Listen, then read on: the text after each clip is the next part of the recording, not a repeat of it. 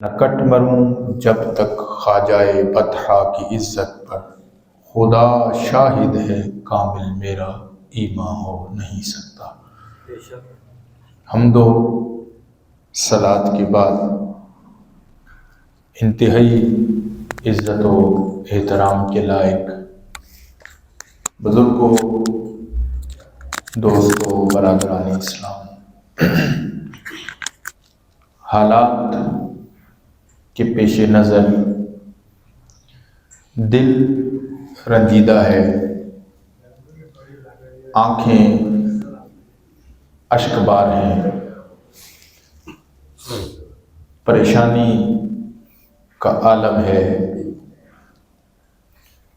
ایک طرف ہم ایٹمی طاقت بھی ہیں،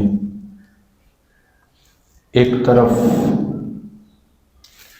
افرادی قوت بھی ہمارے پاس موجود ہے، 57 اسلامی ممالک بھی ہیں۔ دنیا میں اسلام کا پرچار کرنے والے، جگہ جگہ نام لینے والے بھی موجود ہیں، ہر جگہ اسلام کی بات کرنے والے بھی موجود ہیں، لیکن افسوس، صد افسوس کہ اس جدت کے دور میں بھی ہمارا ایک قریبی ملک، ہمارے بھائی اپنے بھائیوں کی، اپنی بہنوں کی، اپنی بیٹیوں کی، اپنے بچوں کی لاشیں اٹھا رہے ہیں۔ عالم کفر اکٹھا ہو گیا ہے اور ابھی تک مسلمانوں کو ہوش نہیں آ رہی۔ میرے بھائیوں، یہ پردرد رودات کسی سے مخفی نہیں ہے۔ میرے گھر میں ٹیلی ویژن نہیں ہے،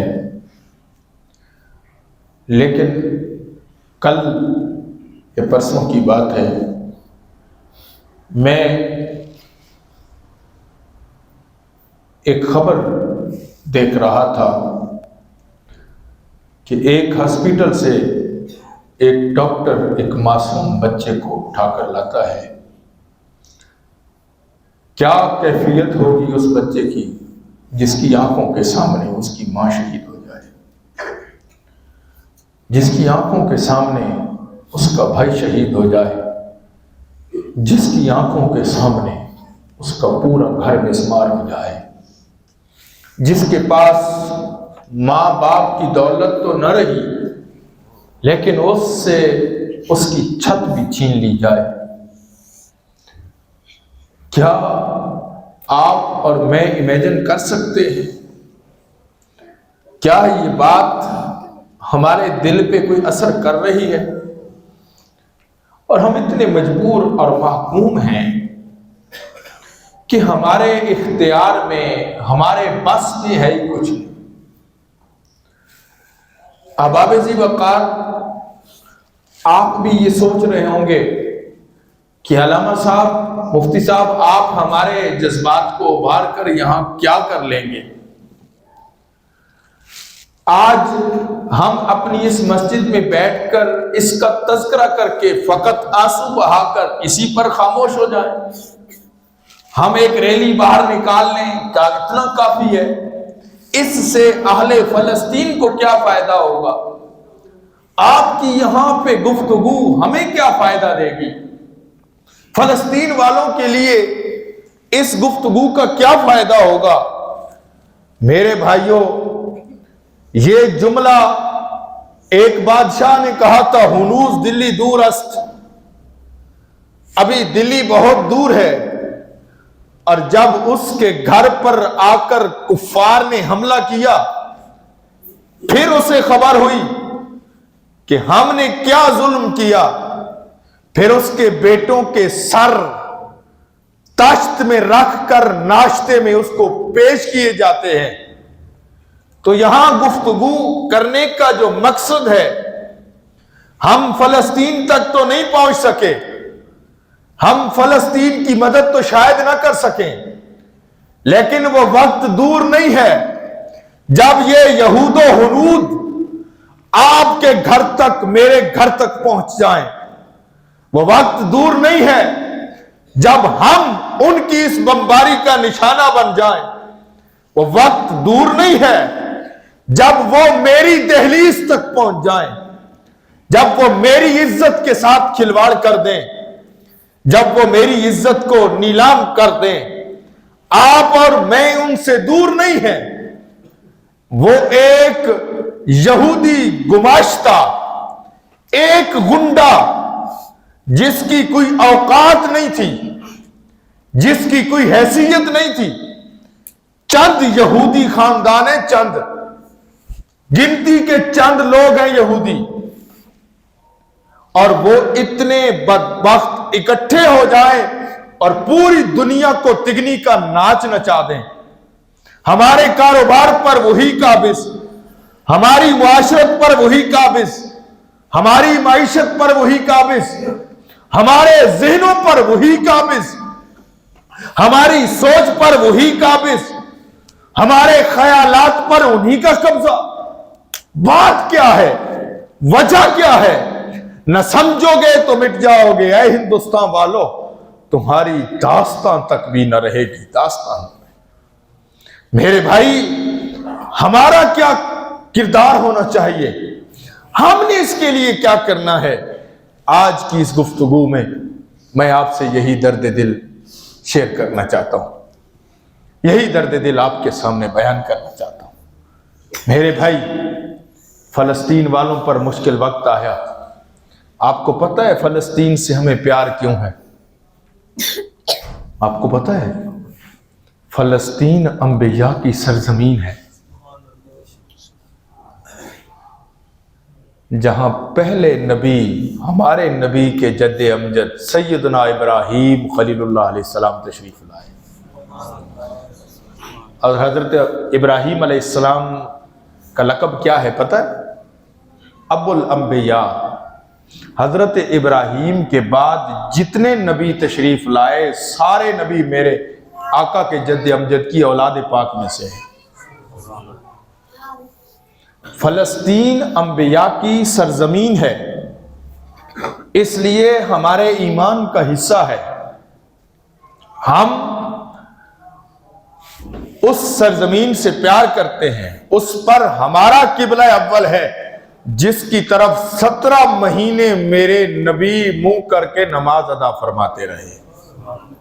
ہمارے کریم نبی علیہ السلام جس کی طرف چہرہ اقدس کر کے نماز پڑھاتے رہے۔ اور احباب، آپ کے ذہن میں ہونا چاہیے کہ حضور جدھر رخ پھیرتے ہیں وہی سمت قبلہ بن جاتی ہے۔ میرے آقا کی یہ عظمت اور شان ہے۔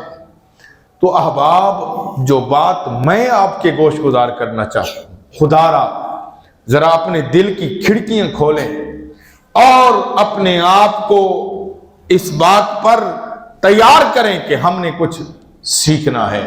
اباب ذی وقار قرآن مجید فرقان حمید نے ایک بڑی خوبصورت بات کی ہے۔ پارہ نمبر 28 ہے، سورۃ الممتحنہ، اس کی ابتدائی آیات بینات لمبی، پہلی آیت بڑی لمبی ہے، دوسری آیت چھوٹی ہے۔ پہلی آیت مبارکہ میں اللہ تعالیٰ نے ایمان والوں کو مخاطب کیا ہے۔ اب آپ تھوڑا سا توجہ میری طرف رکھیں گے، اگر ہو سکے تو نوجوان جو ہیں وہ ٹیک چھوڑ دیں، بات کو سمجھنے میں۔ تو نوجوانوں سے عرض کر رہا ہوں، بچوں سے عرض کر رہا ہوں، جو بوڑھے ہیں وہ ٹیک لگا کے بیٹھ سکتے ہیں۔ اللہ نے ایمان والوں کو مخاطب کیا ہے۔ میں یا ایھا الذین آمنو، اے ایمان والو، لا تتخذوا عدوی وعدوکم اولیاء، اے ایمان والو نہ بناؤ میرے اور اپنے دشمنوں کو دوست۔ تلقون الیہم بالمودہ، تم ان کی طرف محبت کے پیغامات بھیجتے ہو، حالانکہ ان کی کیفیت کیا ہے؟ فرمایا قد کفروا بما جاءکم من الحق، فرمایا وہ بدبخت وہ ہے کہ جو تمہارے نبی کی ذات اقدس پر قرآن کریم کی دولت نازل ہوئی اس کا وہ انکار کرتے ہیں۔ اور یہاں تک بس نہیں ہے، فرمایا یخرجون الرسول وَإِيَّاكُمْ، فرمایا انہوں نے تمہیں بھی اور تمہارے نبی کو بھی نکالا ہے۔ اور پھر آگے اللہ رب العالمین نے اس بات کی وضاحت کرتے، میں نے آیت کا درمیان سے حصہ تھوڑا سا چھوڑ دیا ہے، میں دوسری آیت پہ جا رہا ہوں تاکہ بات سمجھ آ جائے۔ یہاں تک بات سمجھ آ گئی۔ فرمایا ان سے دوستی کرنا کیوں منع ہے، ان سے تعلق رکھنا کیوں منع ہے؟ وَإِن يَثْقَفُوكُمْ يَكُونُوا لَكُمْ أَعْدَاءً، فرمایا اگر یہ تمہارے اوپر غالب آ گئے، اگر انہوں نے تمہیں دبوچ لیا، تم تو ان کے ساتھ حکمت عملی کا مظاہرہ کرتے ہو کہ کہیں ہماری معیشت کمزور نہ ہو جائے، تم تو ان سے محبت کرتے ہو۔ إِن يَثْقَفُوكُمْ يَكُونُوا لَكُمْ أَعْدَاءً، فرمایا اگر وہ آ گئے غالب، وہ ہو گئے قابض، تو فرمایا وہ تمہارے دشمن ہو جائیں گے، تمہارے دشمن بن جائیں گے۔ اور اگلی بات وَوَدُّوا لَوْ تَكْفُرُونَ، فرمایا ان کو اس وقت تک چین نہیں آئے گا جب تک تم کافر نہ ہو جاؤ، تمہیں وہ کافر کر کے چھوڑیں گے۔ اور اب آپ اسی سورہ پاک کا دوسرا رکوع، دوسرے رکوع کی دوسری آیت مبارکہ، اب میں صرف ایک بات سمجھانا چاہتا ہوں، اس لیے مختلف جگہوں سے میں آیات بینات کا ترجمہ آپ کے سامنے گوش گزار کر رہا ہوں۔ اب آپ کو سمجھیں، ہم سمجھیں کہ یار اللہ رب العالمین نے ٹوٹلی طور پر بین کر دیا کفار سے تعلق رکھنے کے لیے، نہیں،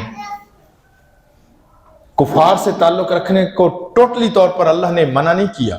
اللہ نے فرمایا لا ینہاکم اللہ عن الذین لم یقاتلوکم فی الدین ولم یخرجوکم من دیارکم ان تبروہم وتقسطوا الیہم ان اللہ یحب المقسطین۔ پارہ نمبر 28 ہے، سورت وہی سورہ پاک سورہ ممتحنہ ہے، گھر جا کر اس کی ذرا تفسیر آپ بھی دیکھیے گا۔ اللہ نے فرمایا میں نے ہر کافر سے تعلق رکھنے سے منع نہیں کیا، ہر دشمن خدا سے میں نے منع نہیں کیا۔ کچھ دشمن وہ ہیں جن سے تم لین دین کر سکتے ہو، لیکن کب تک؟ جب تک کہ تمہارے وہ دین کی قدر کرتے رہیں، جب تک وہ دین کے معاملے میں تمہارے ساتھ لڑائی نہ کریں۔ آج اسرائیل سے تمہارے تعلقات ہو سکتے ہیں، امریکہ سے تمہارے تعلقات ہو سکتے ہیں، ہو سکتا ہے تمہارے بچے امریکہ میں پڑھ رہے ہوں، ہمیں اس سے کوئی غرض نہیں ہے، لیکن آپ نے غور کیا ہے کہ غزہ کے لیے جانے والی امداد کو راستے میں لوٹ لیا جاتا ہے، اور کروڑوں روپے کے ڈالر، کروڑوں روپے کی امداد امریکہ اسرائیل کو بھیج رہا ہے۔ تمہیں اسرائیل اور امریکہ نے کیا دے رکھا ہے؟ انہوں نے ہمیں کیا دیا؟ میں آج آپ کو تھوڑا سا تاریخ کے ساتھ بھی وابستگی کا درس دوں گا کہ میں چاہتا ہوں کہ تاریخ سے ہمیں یہ بات سیکھنی چاہیے۔ ہم نے کسی بھی قوم کے لیے نا، کسی بھی قوم کے لیے، یہ بات ذرا تھوڑا سا دھیان سے سننا ہے، کسی بھی قوم کی ترقی کے لیے سب سے پہلے جو کام آتی ہے چیز، وہ اس کی نرسری ہوتی ہے، وہ اس کی نرسری ہوتی ہے۔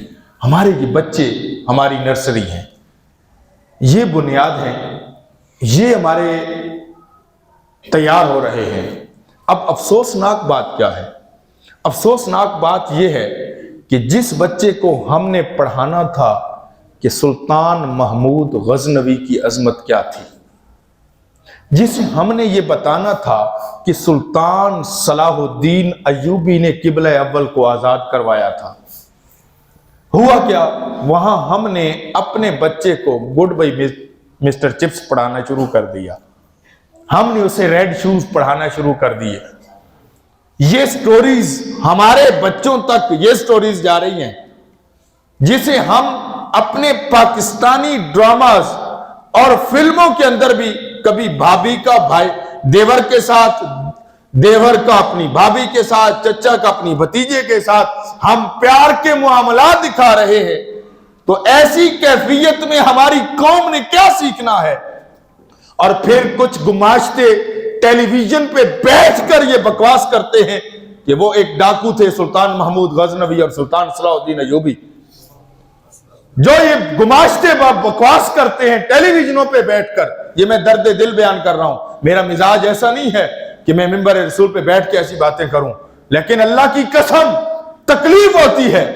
جس قوم کو بتانا تھا تیرے قائدین کا یہ عالم تھا کہ سلطان نور الدین زنگی جنگ سے واپس پہنچے، خواب میں دیدار مصطفیٰ ہوتا ہے اور کہا جاتا ہے نور الدین کچھ بدمعاش میری قبر انور کو نقصان پہنچا رہے ہیں، مجھے تکلیف دے رہے ہیں۔ ایک رات بھی، دوسری رات بھی، تیسری رات بھی خواب جب دیکھا تو وزیر سے مشورہ کرنے کے بعد چل پڑے، اور جب دوڑ لگئی خدا کی قسم تاریخ لکھنے سے قاصر ہے، وہ فاصلہ جو 70 دن کا تھا نور الدین زنگی نے فقط 10 دنوں میں طے کر ڈالا۔ نور الدین نے 10 دنوں میں طے کر ڈالا۔ تاریخ حیران ہے، نور الدین تو کیسے گیا تھا؟ اس نے کہا کیسے کو چھوڑ، بلایا مصطفیٰ نے تھا، نور الدین چلا گیا۔ ہم نے اپنی قوم کو پڑھایا تو کیا پڑھایا؟ داخل کرائیں اپنی قوم کو بیکن ہاؤس میں، مجھے کوئی تکلیف نہیں ہے۔ الحمدللہ مجھے انگریزی آتی ہے، میں دونوں تعلیموں سے اللہ کے شکر سے آراستہ ہوں، اللہ کے فضل و کرم سے۔ مجھے عربی بھی آتی ہے، مجھے انگریزی بھی آتی ہے، میں انگریزی کا مخالف نہیں ہوں، پڑھاؤ اپنے بچوں کو LGS میں، لیکن جس سکول میں آپ پڑھا رہے ہیں کیا وہ سیلیبس جو اس کو پڑھایا جا رہا ہے، کیا اس سیلیبس کے مطابق اسے ویلنٹائن ڈے کے بارے میں بتایا جا رہا ہے یا اسے کربلا کی تاریخ بتائی جا رہی ہے؟ کبھی غور کیا ہے؟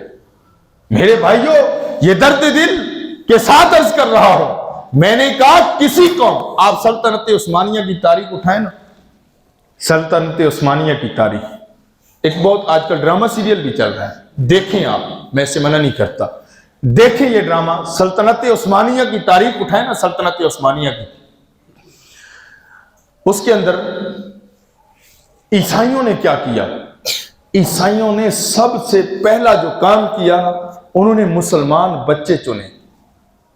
آج سے 10 سال پہلے ایک کالم لکھا تھا جاوید چودھری نے، جاوید چودھری نے بھی ایک کالم لکھا تھا، اور وہ کالم کے اندر لکھتا کیا ہے؟ وہ کہتے ہیں میں اپنے دوست سے ملنے امریکہ گیا تو وہاں ایک بڑا عالی شان مدرسہ تھا، میں اس مدرسے کو وزٹ کرنے گیا تو میں حیران ہوا، جبہ کبہ دستار، بڑے جناب کوئی ذہین فتین لوگ، کوئی بخاری پڑھ رہا ہے، کوئی مسلم پڑھ رہا ہے، کوئی قرآن پڑھ رہا ہے۔ میں حیران ہوا کہ یار امریکہ میں اتنا دین کا کام۔ کہتے ہیں میں وہ حیرت رہ گیا وہاں کہ میرے دوست نے کہا خدا کی قسم ان میں ایک مسلمان بھی نہیں ہے، یہ سارے یہودی پڑھ رہے ہیں۔ کس لیے؟ کہا اس لیے کہ اس قوم کو برباد کرنے کے لیے۔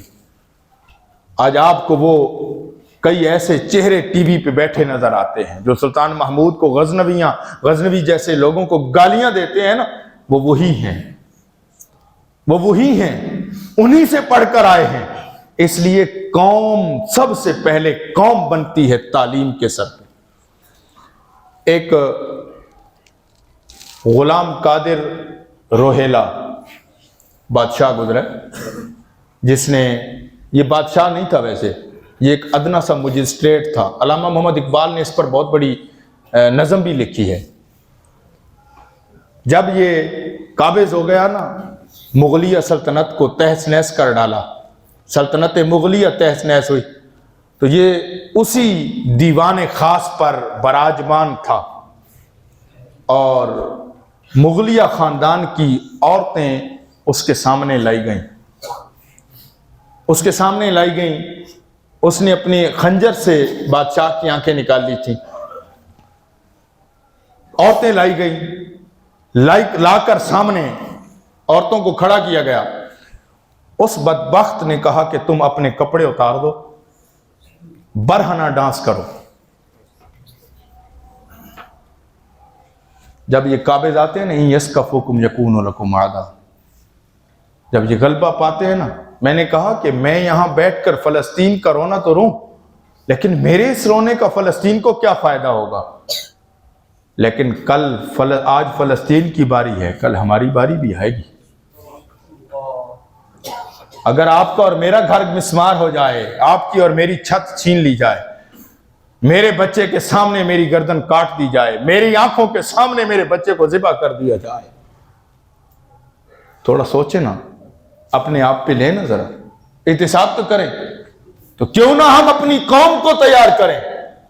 میں نہیں کہتا کہ تم فلسطین کے اندر جہاد کرنے جاؤ، لیکن میرے بھائی ہم سے تو وہ کئی گنا بہتر ہیں جو کم از کم قبلہ اول کی حفاظت پر پہرا تو دے رہے ہیں، وہ پہرا تو دے رہے ہیں، جہاں پہ کھانے کے لیے کوئی چیزیں نہیں جا رہی، جہاں لوگوں کو پریشانیوں کا سامنا ہے، تو ہم اپنی قوم کو کیسے تیار کریں؟ تو اس نے کہا کہ برہنہ ڈانس کرو، ناچو، رقص کرو۔ ناچنے لگ گئی، مجبور تھی۔ اقبال کہتے ہیں کہ اس بندے نے نا جان بوجھ کر، اب اس نے ایسے ڈرامہ کیا، ایسے یوں اپنے تخت پر لیٹ گیا، اپنا خنجر جو اس کے پیٹ کے ساتھ لگا ہوا تھا وہ نکال کے اس نے باہر رکھ دیا اور یوں تسلی سے لیٹ گیا، ایسے ظاہر کیا کہ جیسے وہ سو گیا ہے۔ غلام قادر روہیلا، نیٹ پر اس کی تاریخ موجود ہو گیا، پڑھ لیجیے، میں نام بتا رہا ہوں۔ ایسے سونے کا اس نے بہانہ کیا، سو گیا۔ کچھ دیر گزری، وہ ناچنے والی ناچتی رہیں، گاتی رہیں، رقص کرتی رہیں، اور یہ کون ہیں؟ یہ وہ خواتین ہیں جن کو سورج نے بھی کبھی شاید نہ دیکھا تھا۔ میری بات آپ سمجھ رہے ہیں؟ ہاں، ایک وقت تھا جنہیں سورج نے کبھی نہیں دیکھا تھا، آج وہ ناچ رہی ہیں۔ اس نے اچانک ناچ گانا رکوا دیا، اٹھ کے بیٹھ گیا، اس نے کہا بس کر دو، اب مغلیہ خاندان کو برباد کرنے کے لیے مجھے کوئی نہیں روک سکتا ہے۔ نے کہا کیا ہوا؟ اور اس نے کہا میں نے نہ میرا سونے کا ارادہ تھا، نہ مجھے نیند آئی تھی، میں نے تو یہ بناوٹ اور تکلف کیا ہے۔ میں لیٹا اس لیے تھا کہ دیکھتا ہوں کوئی تیمور کے گھر کی عورت خنجر میرا اٹھا کر میرا گلا کاٹ دے، لیکن جس عورت کے اندر یہ غیرت نہیں رہی، جو ناچتی رہی اور خنجر کے قریب نہیں آئی، کہنے لگا میرا کوئی کچھ نہیں بگاڑ سکتا ہے، اس لیے کہ ان کے اندر حمیت ختم ہو گئی ہے، ان کے اندر غیرت ختم ہو گئی ہے۔ غیرت کیوں اس لیے ختم ہوئی کہ عورت بازار میں آ گئی، کہا اب ان کا میرا کوئی کچھ نہیں بگاڑ سکتا ہے، اب میں مغلیہ سلطنت کو تہس نہس کر سکتا ہوں، اس لیے کہ اس قوم میں حمیت ہی نہ رہی۔ آپ کی اور میری کیفیت یہی ہوگی، ہمارے معاشرے کے اندر حمیت ہی نہ رہی۔ نبی پاک صلی اللہ علیہ وسلم سے سوال ہوا، اب آپ ذرا دل تھام کے میری بات سنیں گے نا۔ حضور علیہ الصلوۃ والسلام سے پوچھا گیا یا رسول اللہ دنیا کی سب سے بہتر جگہ کیا ہے؟ دنیا کی سب سے بہتر جگہ کون سی ہے؟ آقا علیہ السلام نے ارشاد فرمایا مساجدہا، فرمایا دنیا کی سب سے بہتر جگہ اللہ کا گھر مسجد ہے۔ حدیث صحیح کریم آقا علیہ السلام سے پوچھا گیا یا رسول اللہ سب سے بری جگہ کیا ہے؟ آقا علیہ السلام نے ارشاد فرمایا اسواقہا، فرمایا اس دنیا کی سب سے بدترین اور بری جگہ جو ہے وہ اس کے بازار ہیں، وہ اس کے۔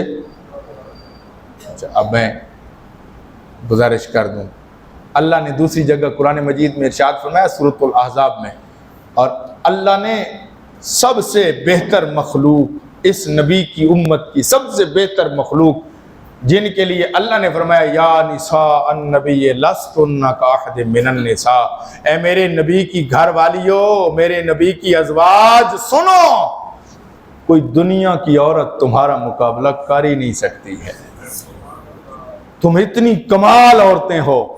اور انہی کو حکم ہوا فرمایا وقرن فی بیوتکن ولا تبرجن تبرج الجاہلیت الاولی، فرمایا ہے میرے محبوب کی ازواج سنو، اپنے گھروں میں ٹھہری رہو، اپنے گھروں میں ٹھہری رہو، اپنے گھروں سے باہر نہ نکلو۔ وَلَا تَبَرَّجْنَا تَبَرُّجَ الْجَاهِلِيَّةِ الْأُولَى، فرمایا اس طرح زیب و زینت، یہ جو برج تبرج، یہ پھر مصدر ہے تبرج، یہ جو تبرج ہے اس کا معنی ہے عروج، اسی لیے برج اونچی جگہ کو کہا جاتا ہے۔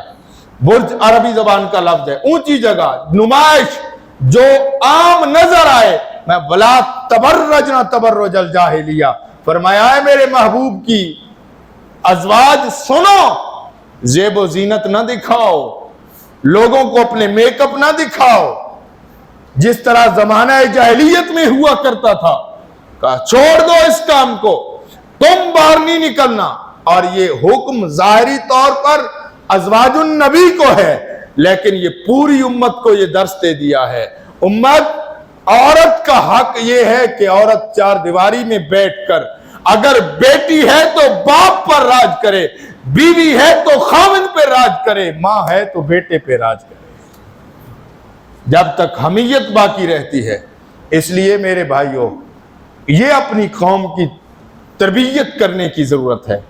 جب تک ہماری حمیت زندہ نہیں ہوگی، جب تک ہماری غیرت زندہ نہیں ہوگی، پھر اسی طرح ہی فلسطین کی طرح کٹتے رہیں گے، پھر مرتے رہیں گے، پھر جاتے رہیں گے۔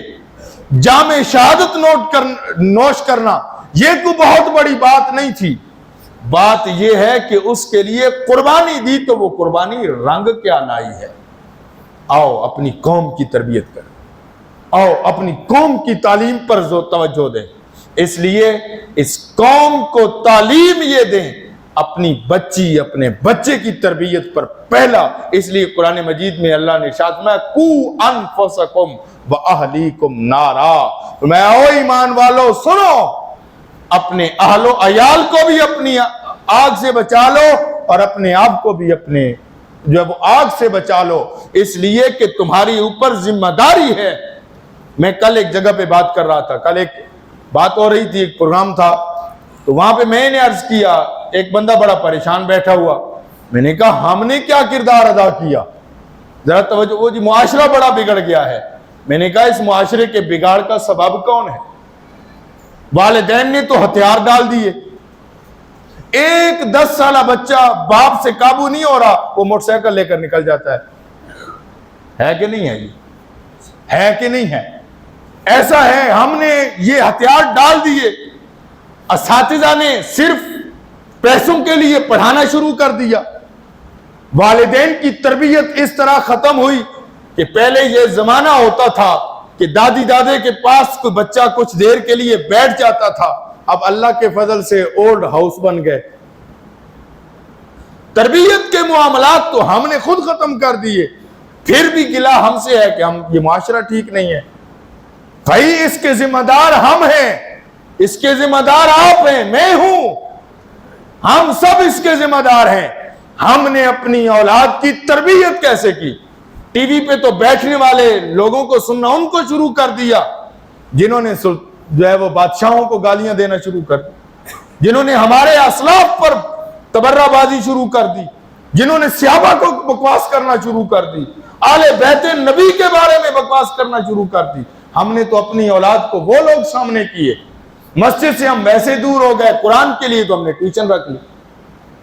معذرت کے ساتھ، جس نے چٹائی پہ آ کے بیٹھا ہی نہیں ہے اس کو کیا تربیت ملنی ہے؟ سکول ہم نے اس کو بیکن ہاؤس میں پڑھایا ہے۔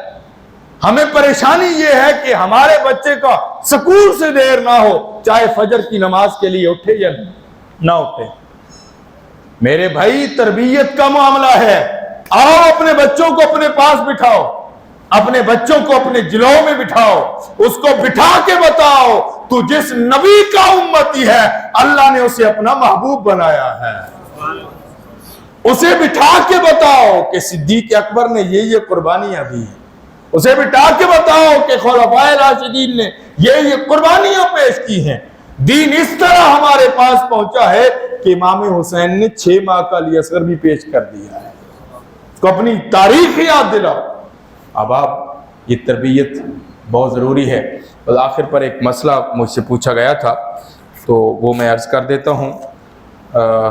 مسئلہ یہ پوچھا گیا کہ ایک بیوہ عورت ہے اور اس کا کوئی کمانے والا نہیں ہے، تو کیا وہ بینک میں سود پر پیسے رکھوا کر اس سے جو سود لیتی ہے وہ پروفٹ اس کے لیے جائز ہے؟ کمال ہے یار، بڑا عجیب سوال پوچھا گیا ہے، سوال بالکل غلط ہے۔ سود فی نفس ہی حرام ہے، اللہ تعالیٰ سے جنگ کا نام ہے، لہٰذا اسلام نے اتنی پابندی اس پر نہیں لگائی کہ وہ باہر نکل کے کام نہیں کر سکتی ہے۔ اگر اس کے اندر دم خم ہے تو وہ کوشش کرے، جاب کرے، کام کرے، اللہ نے اس کو اجازت دی ہے، لیکن باپردہ رہتے ہوئے۔ اور اگر اس کا کوئی کام کرنے والا، کمانے والا نہیں ہے تو وہ پھر کہیں نہ کہیں کسی نہ کسی طرح سے پیسے ایڈجسٹ کر کے کاروبار میں ایڈجسٹ کرے۔ بینک سے پیسے لے کر سود پر، یہ حرام ہے، حرام ہے، حرام ہے، کسی بھی صورت میں اس کے لیے جائز نہیں ہے۔ چاہے کچھ بھی ہو جائے، سود کو حلال نہیں کیا جا سکتا۔ اللہ تعالی ہمیں سمجھنے کی توفیق